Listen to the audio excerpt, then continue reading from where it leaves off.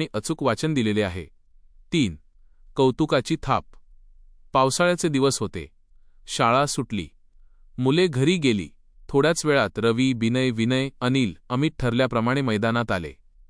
त्यांच्या आवडीचा पकडापकडीचा खेळ खेळू लागले। मैदानाजवळ कुडाचे छप्पर असलेला एक गोठा होता। गोठ्यातील गुरे रानात चरायला गेली होती। मात्र गोठ्यामध्ये एकच छोटेसे वासरू दावणीला बांधलेले होते। ते अतिशय गोंडस होते। त्याच्या पांढऱ्या रंगावर काळे ठिपके अगदी उठून दिसत होते। वासरू खूप सुंदर दिसत होते। पाहणाऱ्याचे लक्ष वेधून घेत असे। वासराला खूप भूक लागली होती। ते आईची वाट पाहत होते। भुकेमुळे केविलवाणे होऊन हंबरत होते। अचानक सोसाट्याचा वारा सुटला। आभाळात काळे काळे ढग जमू लागले। वादळी वाऱ्यामुळे पालापाचोळा वर उडू लागला। ढगांचा गडगडाट होऊ लागला। झाडांच्या फांद्या जोरजोरात हलू लागल्या। काही फांद्या तुटून खाली पडल्या। छोट्या छोट्या खोपट्यांवरचे काही पत्रे वाऱ्यावर उंच उडाले। दावणीला बांधलेले वासरू तर अगदी घाबरून गेले होते। ते जोरजोरात हंबरू लागले। वासराचे हंबरणे ऐकून मुले गोठ्याकडे धावली। छपराची रोवलेली लाकडे सुद्धा खिळखिळी होऊन हलू लागली होती।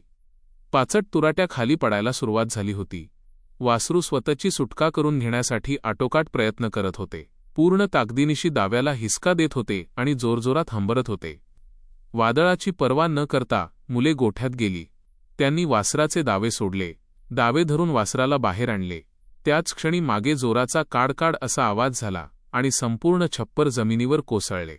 आढ्याची जाडजूड लाकडे सुद्धा खाली कोसळली।